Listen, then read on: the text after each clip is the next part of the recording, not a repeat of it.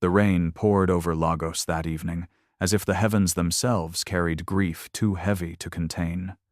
Water streaked the glass windows of Street Monica's hospital, a private maternity center tucked into the heart of Victoria Island. Inside, the smell of antiseptic clung to the air, mixing with the metallic tang of blood and the faint hum of a faulty generator rattling against the walls. In one of the dimly lit delivery rooms, Amara Okorie lay exhausted, her body trembling from hours of labor. Sweat matted her hair to her face, her breaths shallow but steady. She had fought fiercely, clinging to every ounce of strength until the cry of new life pierced the suffocating silence. That first sound, the wail of her newborn, split through her fatigue like sunlight through a storm. Relief flooded her chest. She had survived. Her child had arrived.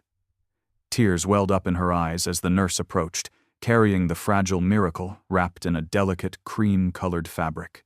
The nurse smiled, her expression weary yet kind, and whispered, "Congratulations, madam."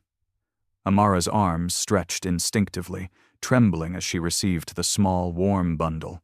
The baby's skin felt impossibly soft, his scent carrying that raw purity of new beginnings. Her heart soared. For a moment, there was only joy. The pain, the storm, the dim, flickering light of the hospital, all faded in the face of the tiny being pressed against her chest. She whispered prayers of gratitude, her lips brushing the child's forehead. But then her eyes drifted downward. A silver bracelet clasped around the baby's tiny wrist caught her attention. The hospital always tagged newborns immediately after birth.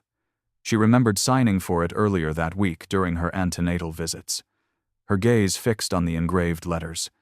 The name was clear. Not hers. Not her husband's. Not her child's. It read, Obaoluwa Adebiyi. At first, she thought fatigue was playing tricks on her mind.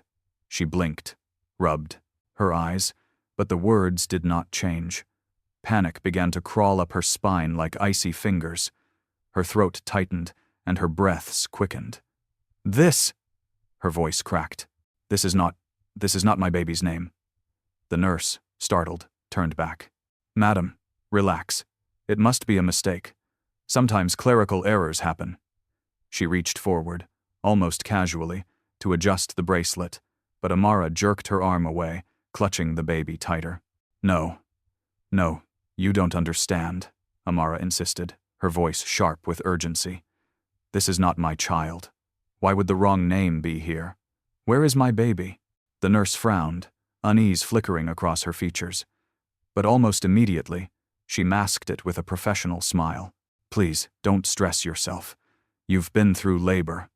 Rest, madam. I'll check the records." She stepped out of the room. The door clicked shut. Silence settled like a heavy blanket, broken only by the distant thunder rolling over the city and the muffled cries of other infants echoing from the maternity ward. Amara held the child closer, staring down at him.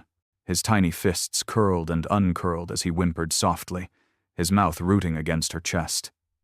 And yet, a mother knows. Something inside her screamed that this was not the child who had been growing in her womb for 9 long months. She could not explain it. Was it instinct? Spirit? Blood whispering to blood? But she felt an invisible wall between herself and the infant she held. Her mind raced. She remembered the antenatal classes where the matron had stressed the importance of immediate tagging. She recalled how she had prayed fervently, asking God to keep her child safe.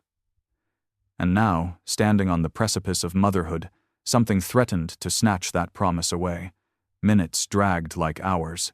Shadows deepened in the corners of the room as the rain beat harder against the windows. When the nurse returned, she was not alone. A doctor followed behind her, his expression unreadable. "Madam Amara," he began, his tone calm, almost rehearsed. "There seems to have been a small mix-up in labeling. These things happen, but rest assured, your child is safe." "Safe?" Amara's voice rose, hoarse yet filled with fire. "You bring me a baby with another woman's name and tell me to rest? Where is my son? Where is my Kiemela?" Her words echoed through the room, thick with raw terror.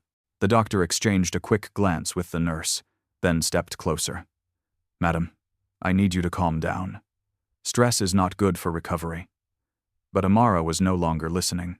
She was staring at the bracelet again, her mind spiraling into dread. Who was Obaoluwa Adebiyi? Where was this child's mother? Where was her own baby?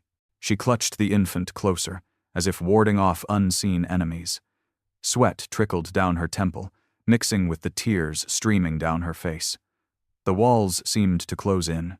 The doctor's calmness felt too smooth, too deliberate, like someone hiding a wound under polished silk. She saw the nurse's averted eyes, the faint tremor in her hand as she adjusted the chart. And then, in a whisper that sliced through the storm, Amara spoke. Her voice shook, but every syllable carried unyielding certainty. "This child is not mine." The words hung in the air like a curse, defying the hospital walls, the rain, the silence. For a heartbeat, no one moved. The doctor froze. The nurse looked down. Outside, thunder cracked like an angry drum. Amara's chest heaved, her entire being split between maternal instinct and primal fear. She did not know what force had set this storm in motion, but she knew one truth. Someone was lying. And if this was not her child, then where was hers? Her whisper cuts through the night. "This child is not mine." She examined the bracelet again and again, her heart racing like tires hissing on rain-slick Lagos asphalt. The silver tag was small, oval, innocent, yet the engraving flashed like a siren.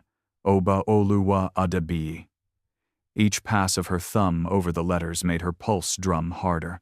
The generator coughed. A light flickered. Nurse's shoes whispered beyond the door. Amara drew the baby closer, inhaling his milky warmth, feeling the terrifying softness of his breath feather her collarbone. Logic said clerical error. Instinct said danger. The storm outside scrawled lightning across the window, and in that staccato glow, doubt crystallized inside. She whispered the name silently, syllable by syllable, and something old stirred. Adebiyi, she had heard it in lecture halls at the University of Lagos, murmured like legend among students trading gossip over suya and malt. The dynasty with glass towers on Victoria Island, offshore trusts crisscrossing oceans, and a patriarch reputed to track bloodlines the way cartographers chart borders. Back then, she had rolled her eyes at tales of private genealogists and midnight family councils. Now, the stories folded back into her, sharp as paper cuts. Adebiyi. The name carried gravity, wealth, and an appetite for heirs that swallowed reason. In the ward, a new baby cried, then another. A chorus of beginnings. Amara remembered headlines about private hospitals, where infants vanished into paperwork, fog, reappearing in different arms with different futures. People dismissed them as conspiracy, yet mothers kept clutching empty air in courtrooms. She felt the bracelets chill against her palm, and pictured boardrooms where signatures cost less than secrets. Could an error be so precisely engraved? Letters neat as a contract? Her stomach tightened. If this child belonged to the Adebiyi line, why was he here, wrapped in cream fabric, deposited without ceremony into her trembling embrace? The baby blinked, calm as lagoon water before dawn, his eyes finding hers with puzzling certainty. In that gaze, time slowed. The storm retreated to a hiss, and the room shrank to 2 heartbeats measuring distance. Her body remembered labor, the ache, the tearing, the surrender, and yet her spirit hovered, unsure, as if hovering above a stranger's doorstep. She tested his tiny fingers, counted them like prayers, pressed him to her chest. He quieted instantly, attachment unfurled like a silk ribbon, treacherously beautiful. Was destiny choosing for her, or was desperation masquerading as fate? Her soul ached at the crossroads tonight. Then another thought surfaced, slick and unwelcome. University days, the debate club's charity gala at Eco Hotel, where a last-minute sponsor swept in wearing quiet power. She remembered the name tag, the hushed deference, the glittering cufflinks shaped like crowns. A young man with that surname had addressed the room, speaking about legacy as if it were a fragile currency. Obaoluwa. Was it him? Or a cousin? She recalled whispers of a scandal veiled in discretion, an ailing matriarch, a contested will, a prophecy of firstborn sons. The word tasted metallic. Legacy. In dynasties, babies weren't children. They were chess pieces. The door cracked. Fluorescent light bled in. The nurse returned with a clipboard smile, saying an administrator would correct the tag by morning. Morning sounded distant, a country beyond rivers. Amara asked for the maternity logbook, the delivery timestamps, the names of every child born within the hour. The nurse's eyes flicked to the bracelet, then away. A dynasty obsessed with lineage would never misplace a name, Amara thought. They built archives like fortresses. If their child was here, someone had chosen secrecy over ceremony. She glanced at the rain-scribbled window, feeling Lagos breathe restless, watchful. A city that remembers everything. Truth tugged one arm while attachment gripped the other, and she felt split along an invisible seam. She imagined her own child somewhere else in the building, wailing into neon air, tiny lungs begging for the voice that matched his blood. The image stabbed her. She rocked. The baby, murmuring a lullaby her mother sang during PHCN blackouts, when kerosene lamps made shadows dance. The melody steadied her breath. Still, the bracelet glinted like a testimony. Names were maps. This one pointed toward gates guarded by chauffeurs, lawyers, and stories that never paid retail for silence. She needed a compass. She reached for her phone, slick with condensation from the room's fickle air. Nkem would be frantic, pacing some corridor, bargaining with God and receptionists. She typed, erased, typed again. The truth needed air, not panic. Better evidence than alarm. She photographed the bracelet, the baby's face, the hospital bracelet on her own wrist. She filmed the generator's time-stamped wheeze. She asked the nurse for skin-to-skin time and privacy, then scanned the room for anything tagged, any identifiers forgotten by haste. On a cabinet, she found a smudge of black marker, 7B, a ward code perhaps, or a breadcrumb tonight. The baby sighed, a soft surrender, and laid his cheek against her. The contact pulled a thread loose inside her, an ache for what was hers, and a tenderness for what might not be. She pictured the Adebiyi penthouse, floors of glass reflecting a restless sky, a nursery curated like a museum, an heir's name waiting in a lacquered book. If power had bled into this room, it had come cloaked. She wiped her tears, squared her shoulders, and felt the storm settle into purpose. Then she whispered, clear and steady, "If this bracelet is a key, I will follow it." Victoria Island gleamed beneath the Lagos skyline, its waterside streets lit by manicured lamplight and the restless hum of wealth. At the center of it all stood the Adebiyi mansion, a monument of glass and steel rising against the night like a palace of light. Its walls reflected the lagoon, while inside, marble floors stretched endlessly beneath crystal chandeliers imported from Venice. In the driveway, exotic cars lined up in military precision Rolls-Royces, Bentleys, and a Lamborghini whose orange paint glowed like fire under the floodlights. Security cameras watched every corner, discreet yet omnipresent, their blinking red dots reminding guests that no secret escaped these walls. At the head of this empire was Chief Alade Adebiyi, a billionaire oil magnate whose influence reached far beyond barrels and rigs. With fingers dipped in tech startups, private equity, and political donations, he was less a businessman than an institution. Newspapers painted him as a philanthropist, but rivals knew his fortune was as much about power plays as crude oil. He was tall, stern-faced, his agbada woven with threads so fine they whispered luxury. To the world, his image was unshakable. Patriarch, strategist, conqueror of markets. But in private, Chief Alade was a man obsessed with legacy. Beside him, Yejide Adebiyi stood like a diamond that had been polished too often. She was glamorous, radiant, always wrapped in couture gowns flown in from Paris, her jewelry flashing with calculated brilliance at every public function. Yet behind the perfect smile was a woman weathered by loneliness. For years, whispers followed her, whispers that her womb had been silent, that every smile she wore in family portraits was painted over a fracture. She played hostess at the grand banquets, her laughter floating above champagne flutes. But in the echo of empty hallways, she felt like a guest in her own story. Their only son, Obaoluwa, bore the family name like a crown of iron. In his early 30s, handsome, educated at Oxford, groomed for power, he should have been the family's pride. Yet beneath his tailored suits lay a soul suffocating under the weight of expectation. He walked through the house with the careful posture of a man under constant observation. His friendships, his relationships, even his hobbies were chosen with the family's legacy in mind. The mansion was his cage, beautiful but confining, and every day he lived under the reminder that his life was not entirely his own. From the outside, the Adebiyis seemed untouchable. Politicians dined at their table, governors courted their donations, and international investors sought their handshake. In Lagos society, their surname was synonymous with influence. Their charity galas fed entire communities, their business ventures employed thousands, their lifestyle appeared enviable.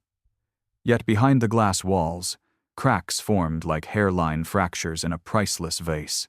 Guests at their parties never saw the arguments that echoed behind closed doors, the silence that lingered in their breakfast room, the way Yejide's hand sometimes trembled as she poured her tea.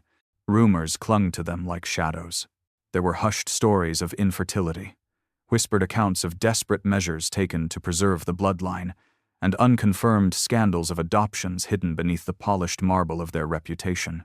The timing of their so-called grandchild's arrival raised even sharper suspicion. Society pages trumpeted the baby as a blessing, the heir that would secure the Adebiyi dynasty. But for those who knew the rhythms of power, the alignment was too convenient, arriving at a time when questions about succession were threatening to fracture the family's control. In the drawing room that overlooked the lagoon, family gatherings were orchestrated like theater. Long dining tables glittered with imported crystal, servants moved in silent choreography, and the family posed as if perfection were muscle memory. But the cracks showed in the smallest gestures. Chief Alade's eyes flickered with impatience when Obaoluwa hesitated over business discussions. Yejide's laughter sometimes carried a hollow edge, and Obaoluwa, though always present, seemed a ghost among them, nodding at the right moments, smiling when required, but his gaze distant, searching beyond the gilded cage of expectation. The baby's presence, however, cast a different spell. Conversations circled around him like bees to honey. Every coo and cry was treated as evidence of destiny fulfilled. The patriarch beamed with pride, finally brandishing proof that the Adebiyi bloodline would stretch into the future. Yet in the quiet of midnight, when the chandelier light dimmed and the staff withdrew, the truth felt more brittle.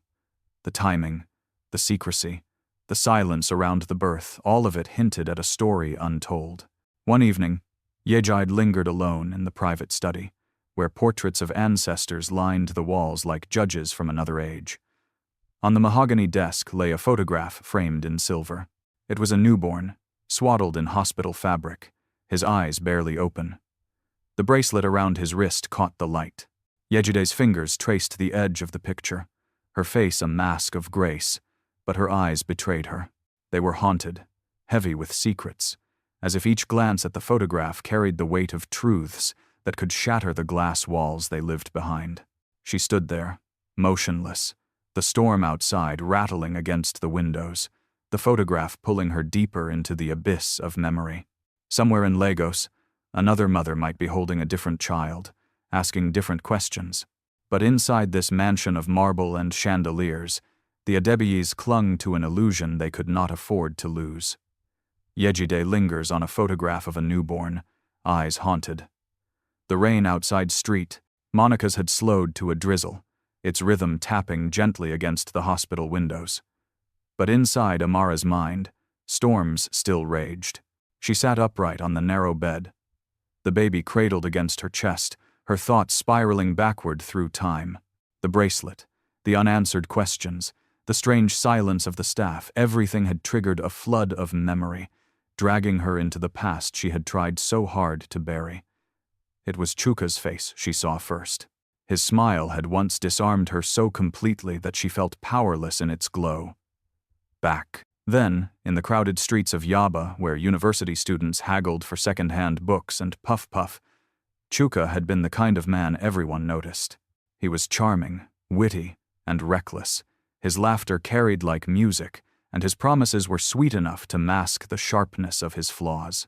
Amara had been young, hungry for affection, drawn to his boldness like a moth to flame. He loved quickly, passionately, with grand gestures and whispered dreams under flickering streetlights. But beneath his charm lay shadows. Chuka always chased fast money, living for the next scheme, the next gamble, the next connection that would supposedly change his life. Amara had spent nights waiting for him, praying for his safety, hoping he would come home with something more than empty excuses.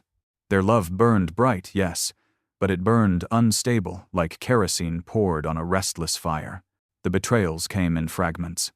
The lies about where he spent his nights, the debts he left in her name, the hollow apologies that felt rehearsed. Each one cut her, leaving scars invisible but deep. When she found out she was pregnant, fear and hope collided inside her. For one moment, she thought the child would tether Chuka to her, anchor him to responsibility. But reality proved harsher. During critical doctor's visits, when she needed his steady hand, he vanished. He left her waiting in crowded hospital corridors, her swollen body aching, while he chased one deal or another that never bore fruit. Sometimes he returned with flowers, sometimes with excuses, but the damage was always the same. She had walked the path of pregnancy alone. Her mother had seen it coming.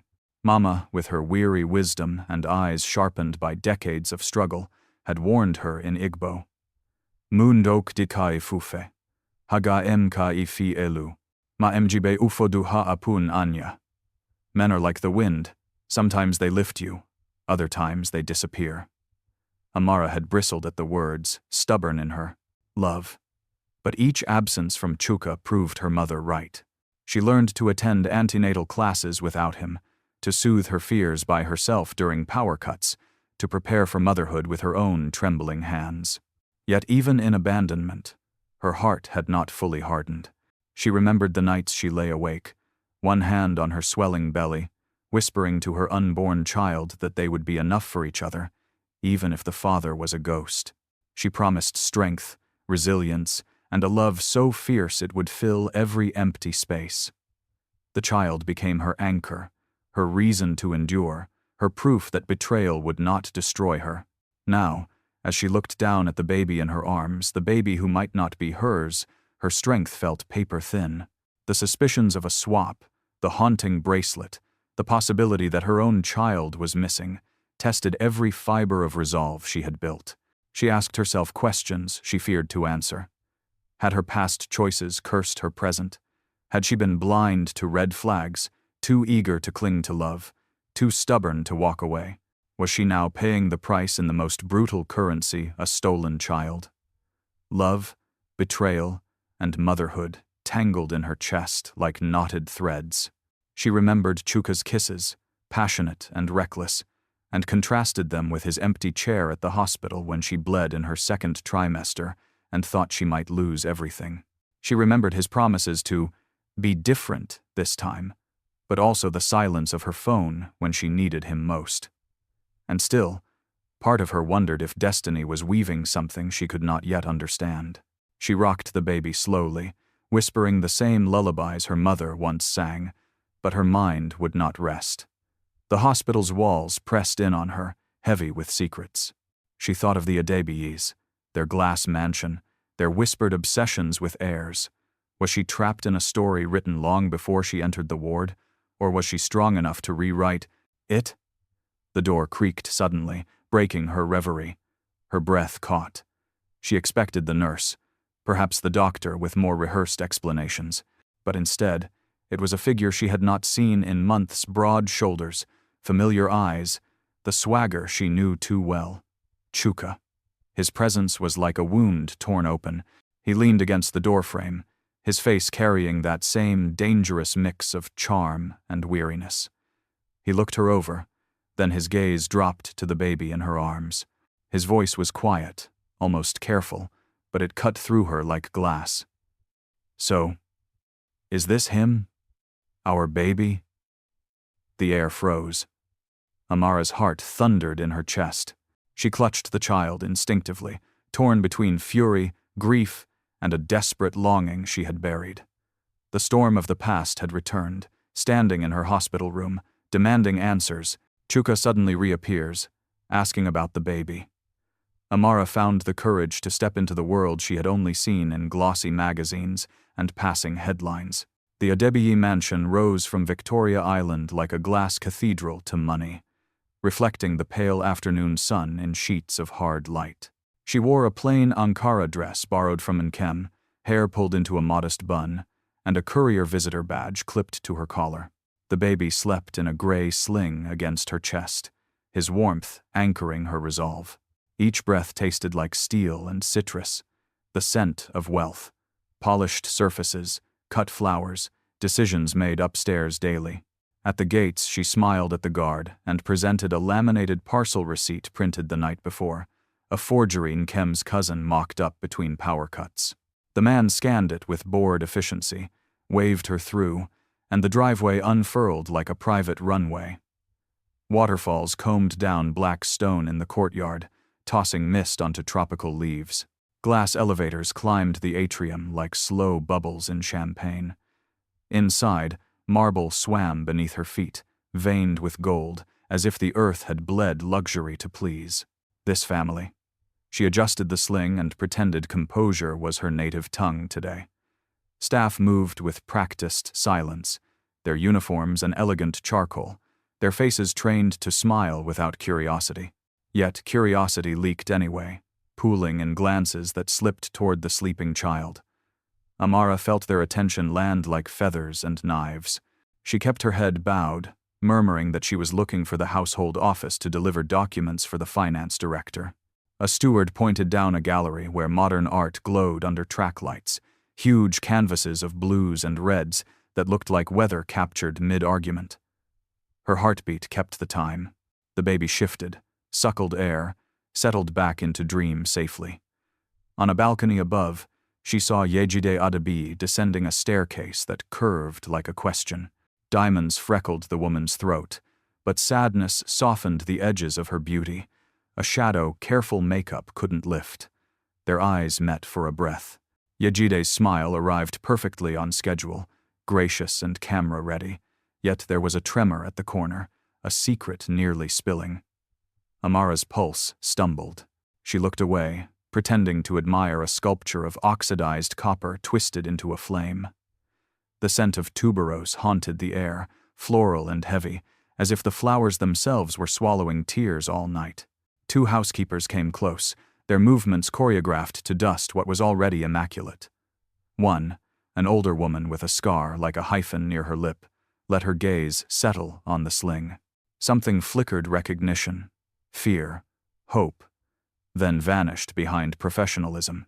As Amara passed, the woman adjusted a vase and whispered without moving her mouth, "Be careful.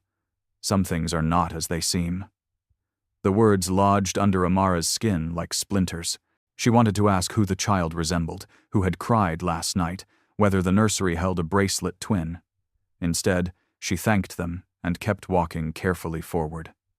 She reached the corridor that led to the household office, then stalled as a door opened and Power stepped out wearing an immaculate agbada. Chief Alade's presence altered the air. Conversations down the hall dimmed to a hush. His eyes were precise, the kind that weighed men like commodities and futures. He noticed everything. Amara angled her body so the sling seemed like a courier's comfort rather than treasure. The chief's gaze brushed her face, drifted to the baby, returned to her badge. A hesitation. A tiny click inside a lock none of them could see. "You there," he said. Her throat dried.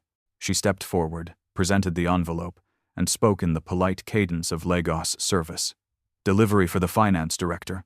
Please sign here, sir." The pen trembled slightly in her fingers. Chief Alade did not take the bait. He studied the seal, then the sling, then her face again, searching for the seam in her story. She felt the room tilt. A butler materialized, offering a silver tray as if it might catch a lie. Somewhere above them, a baby cried, brief, sharp, silenced. Amara's milk let down painfully. She steadied her breath and held the line calm. The chief signed at last, his signature a practiced flourish that looked like a map of conquest. "You look familiar," he said, voice neutral enough to be anything. Amara lowered her gaze, thanked him, and stepped back. The elevator chimed. 2 staff entered, then the older housekeeper again, eyes darting like swallows. A ripple moved through the corridor. Security murmured into earpieces. Danger pressed its palm to Amara's spine. She pivoted, walked with measured urgency, and let the crowd carry her toward the lobby.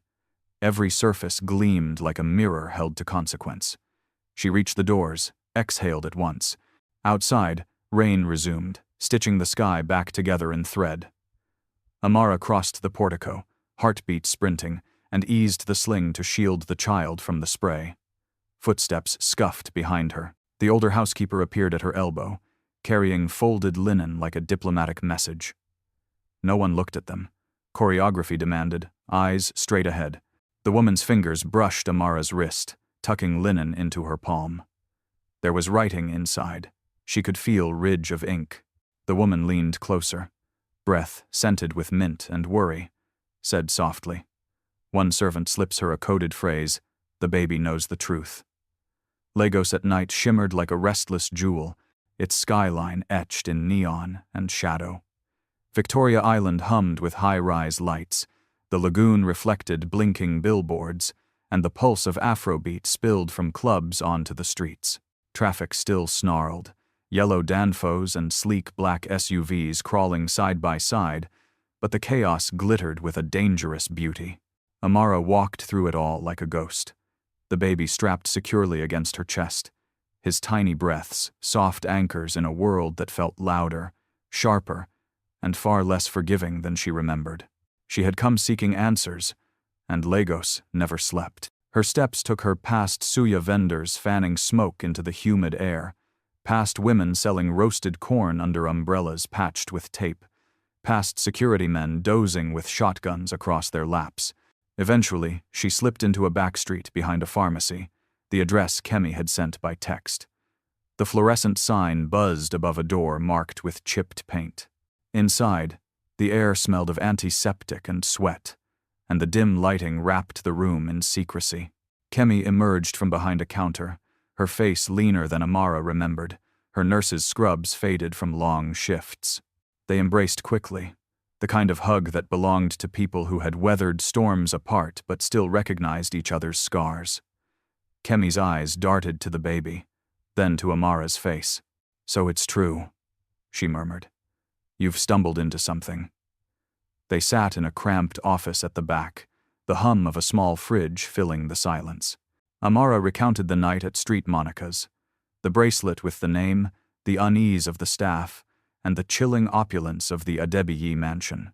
Kemi listened without interruption, her lips pressed into a line, her hands tightening around a pen until it snapped. Finally, she leaned forward, her voice low. "You're not imagining it. This has been happening for years. Private hospitals arrange, let's call them, quiet adoptions.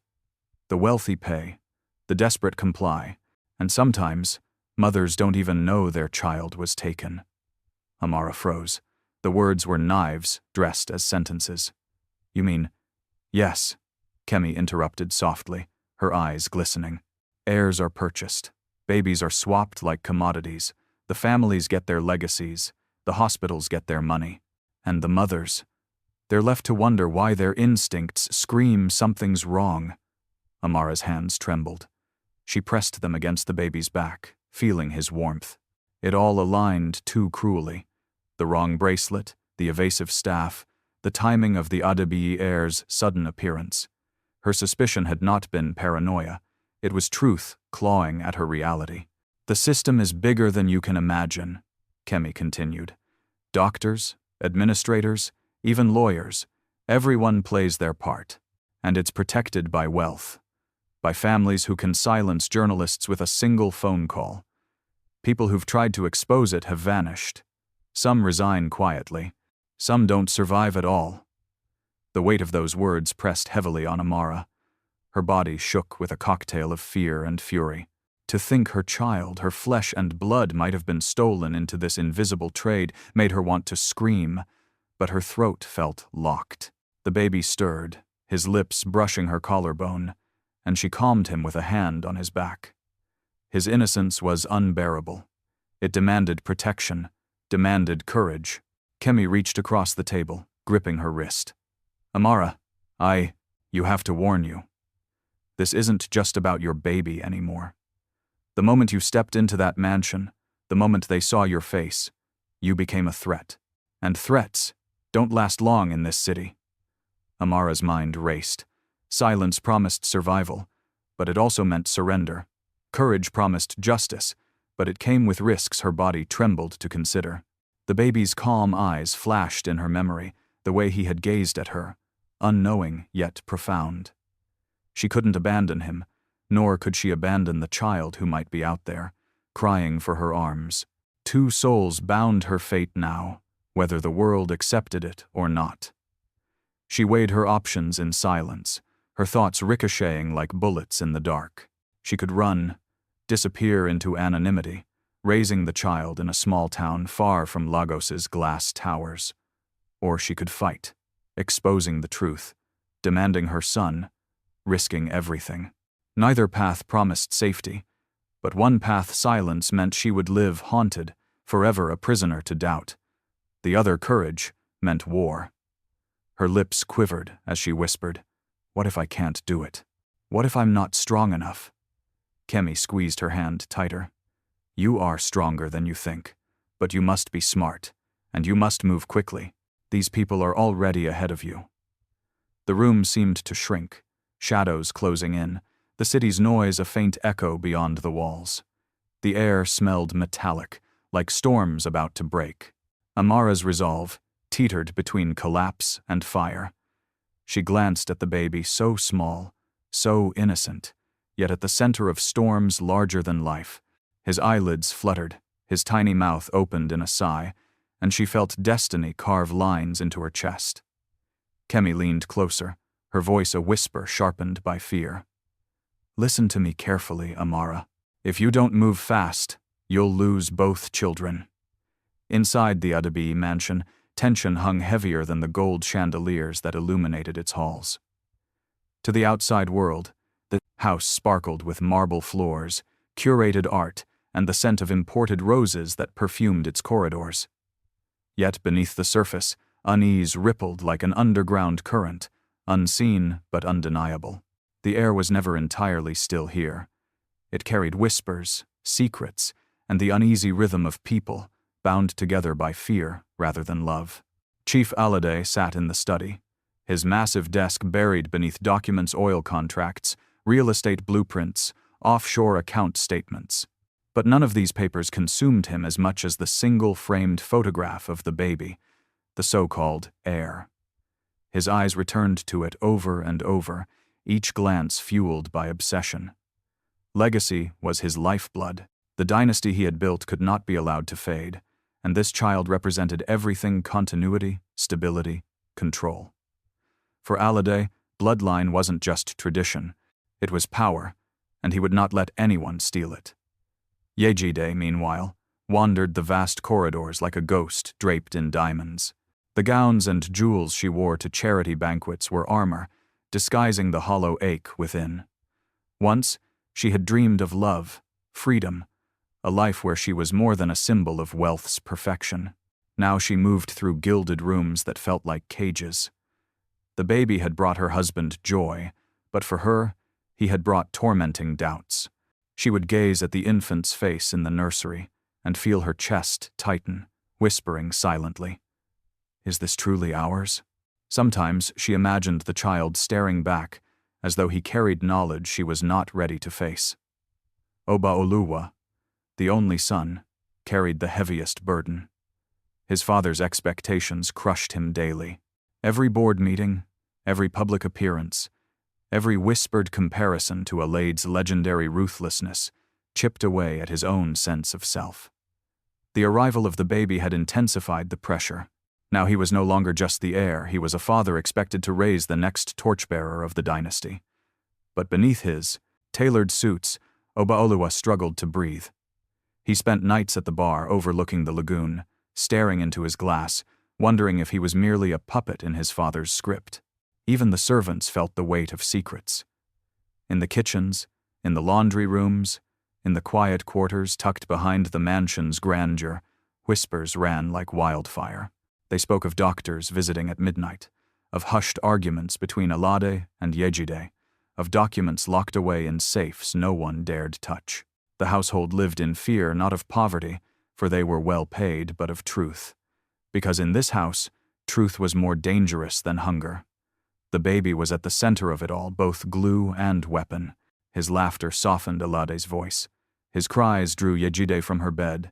His presence shaped every conversation.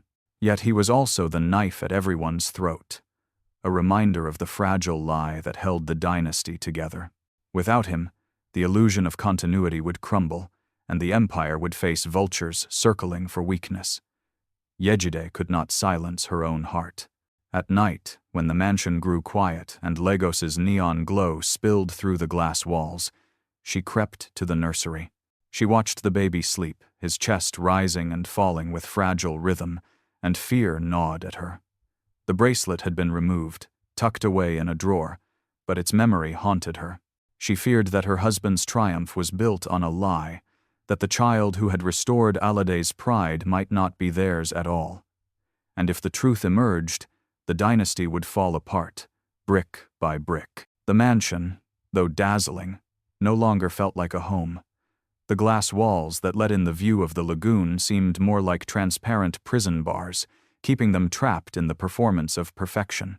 Every dinner party, every photo shoot, every boardroom announcement felt rehearsed, a play staged to convince the world that the Adebiyis were untouchable.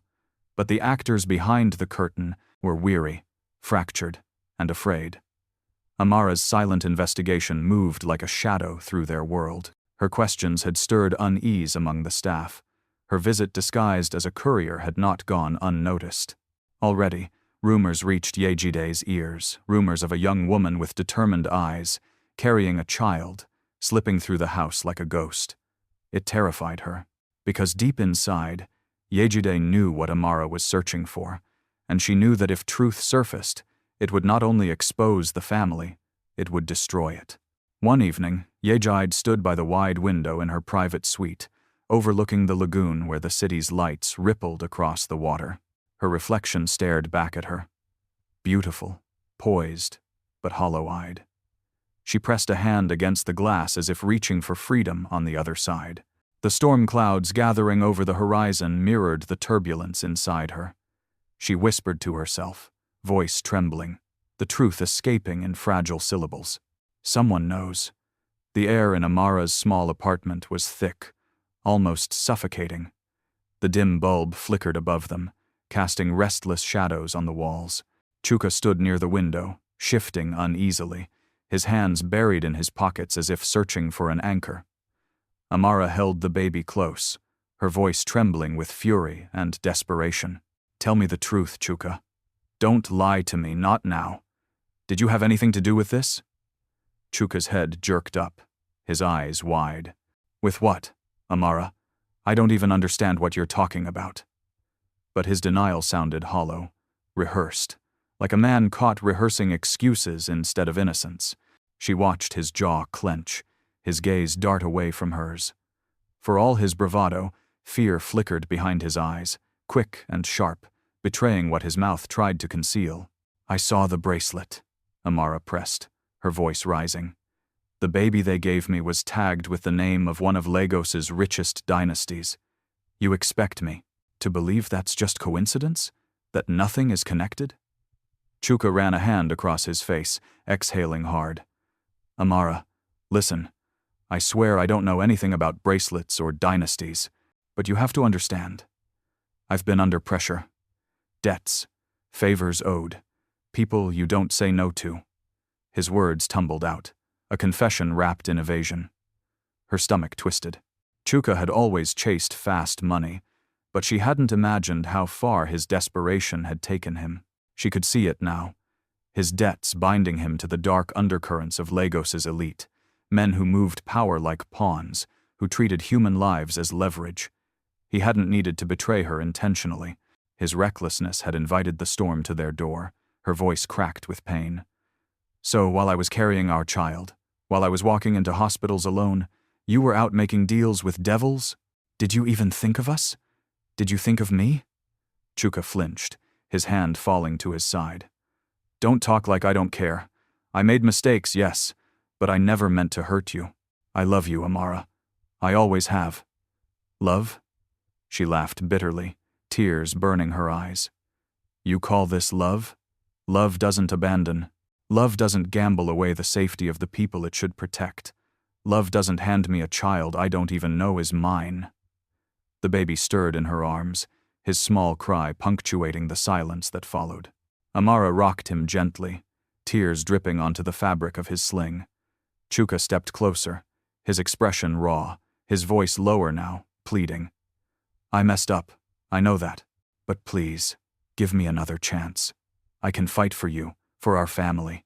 Don't shut me out now, not when everything is falling apart. She looked at him, torn between fury and longing. Memories of their first love, the laughter, the kisses under Yaba's streetlights, the nights of whispered dreams collided with memories of his betrayals, his absences, the loneliness she had endured through pregnancy. Their love was a tapestry of fire and ash, beauty and ruin, woven together so tightly she could not separate one from the other. Chuka's hand reached toward the baby, trembling. Amara hesitated, then allowed him to touch the child's tiny fingers. The baby curled around his father's hand, innocent of the storm that raged above him. For a moment, silence reigned, just 3 heartbeats linked by blood and regret. And in that moment, Amara realized something devastating. No matter how much she distrusted Chuka, no matter how angry she was, they were bound by shared pain. Both had lost themselves in different ways. Both carried scars that tied them to one another. Even if mistrust poisoned their bond, it was still a bond, unbroken, unyielding in its strange persistence. She wiped her face, her voice steadier now. I don't know if I can forgive you. I don't know if I even want to try. But I know this. I have to act. I have to find my child, whether you stand with me or against me. If you love me, if you love us, then prove it. Help me. Don't drag me down further. Chuka nodded slowly, his eyes glistening. I'll do anything. Just don't give up on me. But even as he spoke, doubt gnawed at Amara.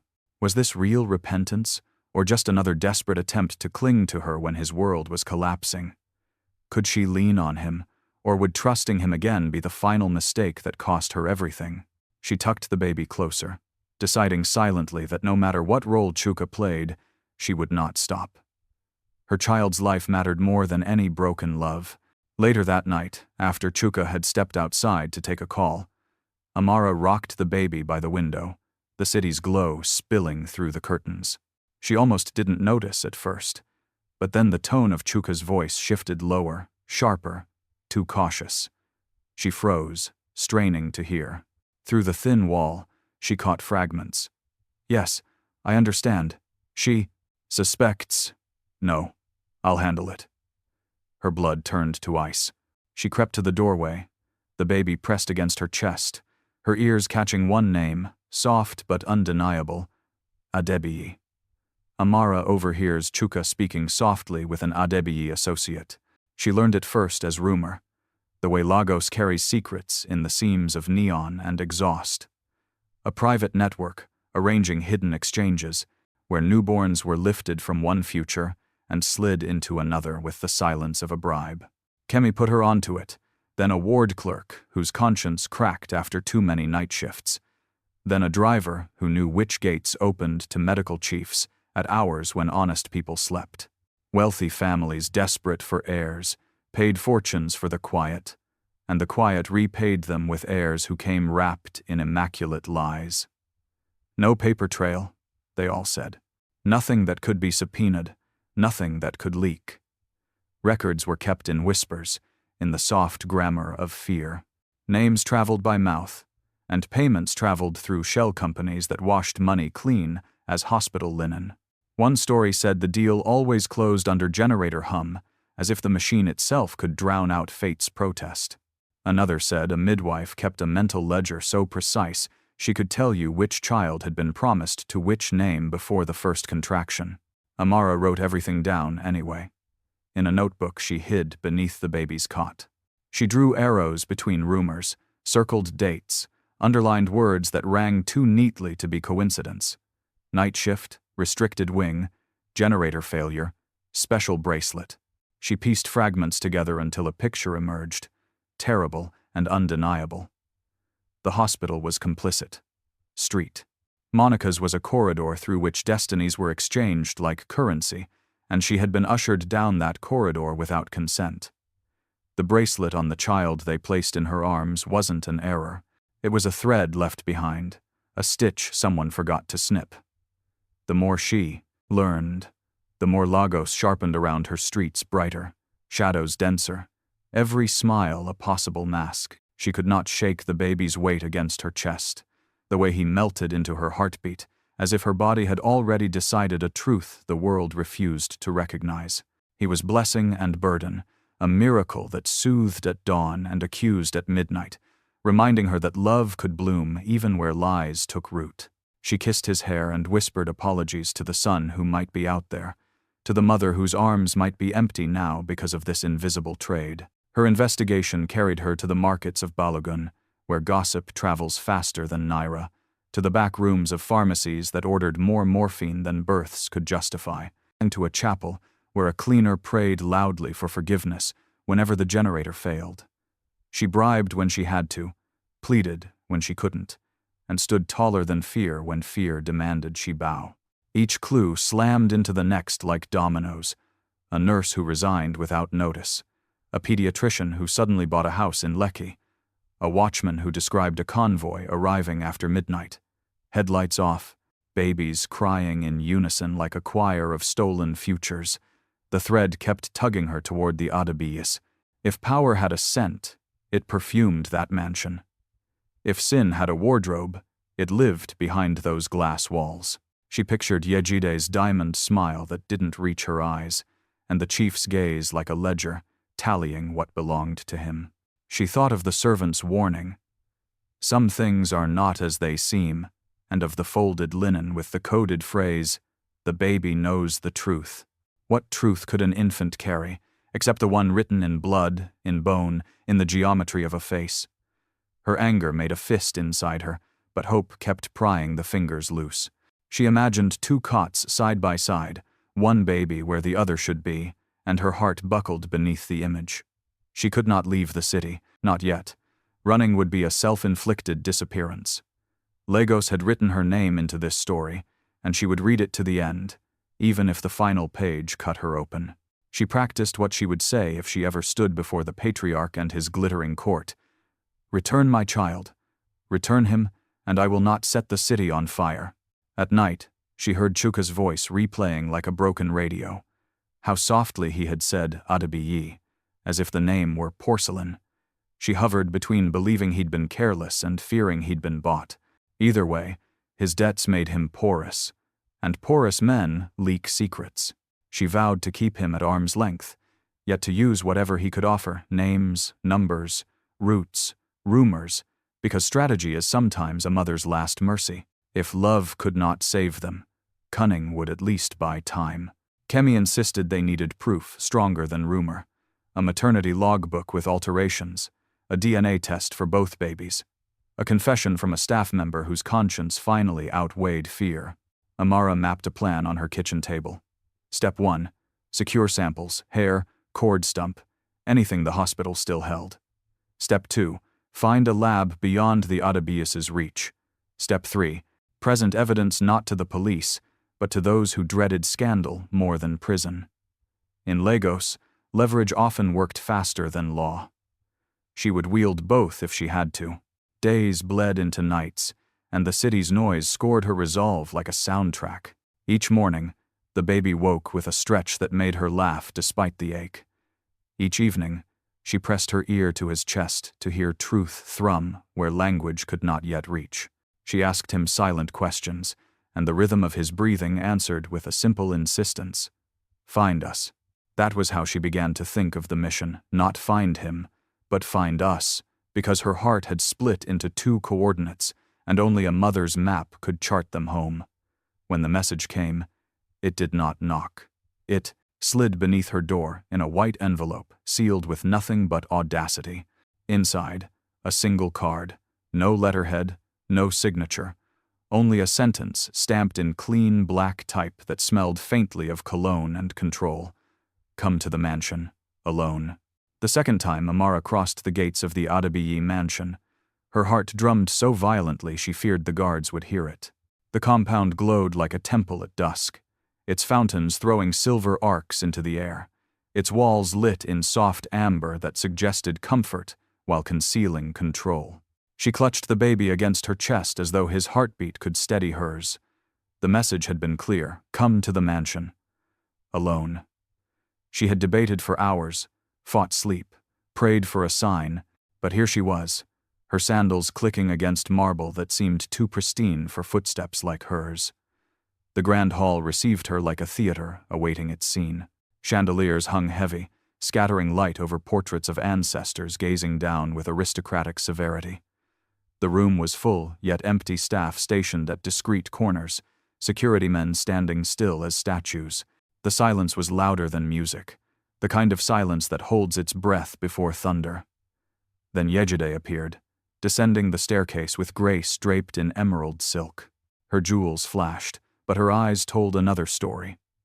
When she saw Amara holding the child, something cracked in her face, a softening, almost maternal, yet tinged with sorrow. It was not joy, not ownership, but recognition of a truth they both feared. She did not smile. She simply looked, and in that look Amara found the first sliver of solidarity. Behind her, Chief Alade emerged, his agbada a sea of white embroidered with gold threads that caught the chandelier's light. He walked with the authority of a man who had bent governments to his will. His eyes landed on Amara, dissecting her courage, testing for weakness. So, he said, voice low, deliberate, you are the young woman who stirs whispers in my house. Amara's knees wanted to buckle, but she planted her feet firmly. I am the mother who was handed a child with the wrong name, she replied, her voice steady enough to surprise even herself. The chief's lips curled faintly, more smirk than smile. Do you know where you stand? This is not a marketplace for idle women. This is my house, my name, my legacy. Wealth radiated from every corner, power pressed down on her shoulders, but Amara refused to bow. She tightened her grip on the baby, his presence reminding her why she had stepped into this lion's den. I don't care about your house, she said. I care about my child, and I will not leave until I know the truth. The words cracked the room like glass. The staff shifted uneasily, and the guards exchanged brief glances. Chief Alade leaned back, eyes narrowing. He had expected fear, trembling, retreat. Instead, he found defiance. Be careful, he said slowly. Truth is expensive here, and those who cannot afford it pay in other ways. Before Amara could respond, Yejide stepped forward, placing herself subtly between them. Her hands trembled, but her face wore composure. Enough posturing, Alade, she said softly, eyes flicking toward her husband but not meeting his glare. Then she turned to Amara. You came here with questions. Ask them. The tension swelled. Amara swallowed, her courage renewed by Yejide's unexpected invitation. Why was this child tagged with your name? She demanded. Why was I handed him while my own son disappeared? Where is my baby? Chief Alade opened his mouth, but Yejide spoke first. Her voice carried a fragile urgency, as though words had been locked in her throat for too long. Not everything is as it seems, she whispered. You are not the only woman living with unanswered prayers. Amara's pulse quickened. Then answer me. Is he your grandson? Yejide looked down at the baby, her hand twitching, as though she longed to reach out but restrained herself. Her silence was louder than denial, louder than confirmation. Chief Alade's glare burned at her, warning her to stay silent, to keep the illusion intact. Yet Yejide did not withdraw. Her lips parted, but no words came. Instead, her eyes pleaded, with Amara pleaded that she keep pressing. The chief slammed his palm against the arm of his chair, the sound echoing through the hall. "This conversation is finished," he snapped. "You will not walk into my home and insult my family with accusations." But Amara saw it, now saw the cracks forming in the dynasty's carefully polished glass. Alade's fury was not confidence. It was defense. And Yejide's silence was not loyalty. It was guilt. The room shifted. For the first time since this nightmare began, Amara felt the balance of power tilt, ever so slightly, in her favor. The air thickened with secrets on the edge of breaking. The baby whimpered, sensing the storm in the room, and Amara rocked him gently, whispering a lullaby her mother used to sing. The sound filled the silence like incense, soft yet unyielding. Yejide's breath trembled as she turned toward the window, her back to her husband, her face pale under the chandelier light. The city glittered outside, 1,000 lights reflected in the lagoon. She pressed a hand against the glass as though reaching for freedom. Then, in a whisper so soft Amara almost doubted she heard it, Yejide said, "You are not wrong, this child is not yours, nor mine." Yejide whispers, "You are not wrong, this child is not yours, nor mine." By morning, the mansion's careful silence had curdled into a murmur that crawled along the marble like smoke. Every corridor held a breath. Every door leaned in to listen. The chandeliers still poured light. The flowers still perfumed the air, and yet the house smelled faintly of panic, as if fear itself had opened a window and climbed inside. Amara stood beneath the portrait of the patriarch's father, the baby against her heart, and felt the temperature drop with each truth that finally dared to breathe. She had come asking for one child. She had found a dynasty built on 1,000 evasions. Obaoluwa reached the hall first, tie loosened, eyes red with a sleeplessness that had nothing to do with late-night deals. He stopped short when he saw Amara, then looked beyond her to the stairs where his mother descended slowly, her face unarmored at last.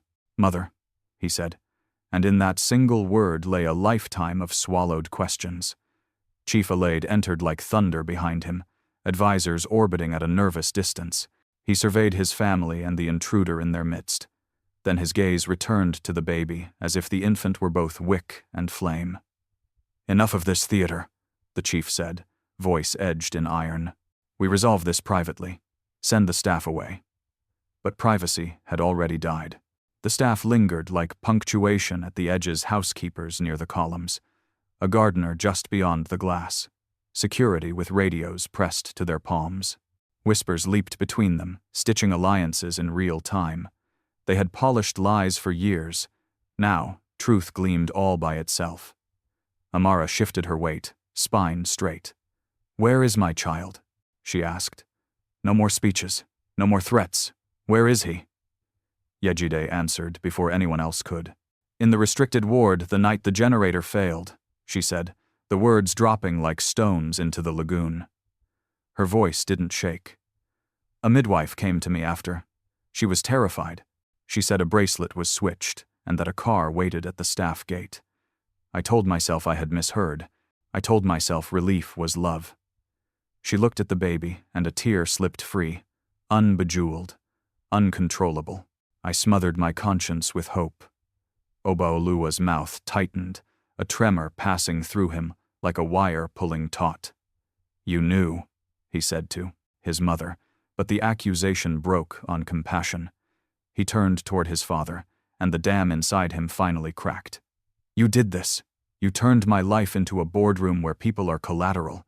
You made me a son of strategy, not of love. And now you ask me to be a father, inside the same cage." Chief Alade kept his eyes on the room's horizon. "What I did for this family. For you, for the future. For your name," Obaoluwa snapped. "You trade in futures because you never learned to hold a present." A hush swept the gallery. The staff's whispers shifted, almost audible. He spoke. He finally spoke. A steward who had ironed the chief's agbada for 20 years looked at his hands as if they belonged to someone braver. The head housekeeper folded a cloth very carefully so that her shaking would not show. The glass walls reflected them, all wealth immaculate, souls untidy. Amara stepped closer. "You bought a child to fix a story," she said to Alade. "Mine. Mine was the price of your legend. Where is he? In which wing? Which nurse? Which gate?" Her voice did not rise. It settled, heavy and inevitable, like rain. One of the advisors sent a quick glance toward the east wing, then pretended he hadn't. That was all Yejide needed. She nodded once to the older housekeeper, the woman with the hyphen scar, whose chin lifted almost imperceptibly. The woman slipped away, quiet as mercy. Yejide turned back to Amara. "If the truth burns the house down, let it. I'm tired of living by candlelight." Alade wheeled to her, disbelief flaring. "Do you understand what you are risking?" "Everything, except my soul," she answered. "That I intend to keep." The mansion seemed to tilt, as though the foundations recoiled at last from their polished burden. A memory crawled out of the chief's shadow. A late-night meeting in the study, the generator thudding, a physician with expensive shoes and a cheaper conscience laying out a path where paperwork could be made to mean whatever money desired. Alade had been tired then, tired of waiting on biology, tired of watching the city measure his empire by the absence of a cry. He had not seen himself as a thief. He had seen himself as a custodian of continuity. It was a vocabulary where theft and stewardship sometimes wore the same suit. A guard's radio crackled at the doors, then went silent as if the mansion itself held a finger to its lips. Obaoluwa stepped toward Amara. His voice was gentler now. "If there is a way to undo this, I will help you find it." He looked at the baby. A tremor crossed his mouth. "I will not ask you to love a lie." Amara felt relief and dread clash inside her. She tightened her hold on the child who had learned her heartbeat, the blessing burden who had taught her that love could be both true and wrongly placed. "I am not here to ruin you," she said. "I am here to retrieve what was taken. Let truth decide the rest." The older housekeeper reappeared, breath clipped but steady, a small bundle cradled in her arms, hospital files wrapped in linen. She moved past the guards before anyone could raise a hand. "Ward 3B, she said, eyes on Yejide. 2 bracelets logged, 1 amended. Night of the outage, same physician signed both. She placed the bundle on the marble. Paper rustled like wings uncaging. An advisor lunged. Obaoluwa caught his wrist. "No more," he said. "We've lied enough." The staff inched closer, as if proximity might borrow courage. The gardener, who knew the clocks of the irrigation system better than the beats of human hearts, whispered, "We all heard a baby carried out the staff gate that night." It was the first time he had spoken indoors. Luxury frayed at the edges. The portraits on the wall looked suddenly like witnesses, not ancestors. The chandeliers did not blink, but the light they gave felt interrogated by morning. Truth had not broken the doors. It had risen, through the floorboards, patient and absolute. Chief Alade's hand found the back of a chair. For the first time in a lifetime of dictating terms, his voice arrived without its armor. He looked at the baby, then at his son, then at the woman who had walked into his empire with nothing but a mother's insistence and rearranged the furniture of fate. His mouth opened. Pride tried to stand, then sat back down. It was never supposed to come to this. The east wing of the mansion was hushed, the air trembling with the anticipation of lives about to be rewritten. Amara followed the older housekeeper down a narrow corridor, each step heavier than the last. Her arms ached from holding the baby she had grown to love, the child who soothed himself against her heartbeat. Yet her heart ached even more for the one she had not yet touched. At the end of the corridor, behind a door labeled with nothing more than a discreet 3B, fate waited. When the door opened, the world stopped. A nurse stood beside a cot, her face taut with guilt and fear, as if every day since that night had been a prayer she could not voice. Inside the cot lay a baby swaddled in soft hospital linen. The child stirred, his tiny hand curling as if reaching for something he had always known. Amara's knees buckled, tears flooding her vision. She reached out with trembling hands and gathered him against her chest. His warmth seeped into her like sunlight after endless rain. Her cry broke the silence of the room, raw, guttural, liberating. "My son," she whispered, rocking him as if to make up for every moment they had been apart. The baby in her sling shifted, stirring against her. And for the first time, she held both children, the one she had raised these weeks in fear and doubt, and the one who carried her blood. Two infants, two destinies intertwined by greed, yet bound together in her arms like chapters of the same story. Behind her, Yejide stood, her diamond necklace suddenly absurd, against the weight of her sorrow. Her voice cracked when she spoke. "I asked God for a child, and when he was silent, I chose silence too. I let myself believe a lie because I was too afraid to face emptiness, and now here we are." She stepped forward, but not too close. Her eyes brimmed, her hands clasped as if pleading. "I cannot ask you to forgive me, Amara. I can only ask for mercy, not for me, for the child who has known only your arms." Amara's chest tightened. She looked at the boy she had carried home, the one who smiled in his sleep as though the world were simple, and she understood Yejide's torment. Both babies were innocent, victims of decisions made in rooms lit by chandeliers and lies. Amara's voice shook as she replied, "Mercy is not mine to withhold, but truth belongs to all of us now." Obaoluwa appeared then, his face stripped of pretense, his shoulders lighter for the first time. He looked at his mother, then at his father who lingered in the doorway, a shadow of the man who once commanded boardrooms and governors alike. "I cannot carry your empire anymore," Obaoluwa said quietly. "I will not be chained to a dynasty that steals children to survive. If legacy means losing myself, then I choose freedom." Chief Alade's mouth opened, but the words did not come. The empire he had constructed out of oil, politics, and intimidation now teetered, not from a hostile takeover or a rival's maneuver, but from the quiet strength of truth. His hand trembled at his side, the first visible sign that power had finally met its match. And then there was Chuka. He had followed Amara at a distance, torn between cowardice and longing, but now he stepped into the room, his eyes wet. "Amara, I know I failed you. I know I failed us. But I swear, let me stand beside you now. Give me one more chance." Amara looked at him for a long, silent moment. The weight of her past, the passion, the betrayals, the nights of loneliness pressed down on her.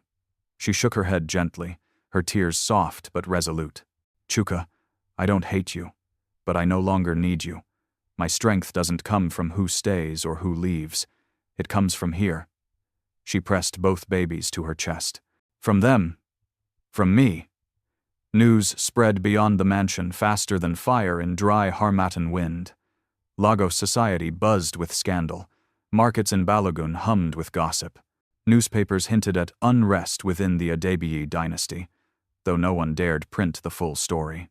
The illusion of perfection that once shielded the family was shattered, their mansion no longer untouchable, but a cautionary tale whispered over bottles of malt in buka corners and across salon chairs.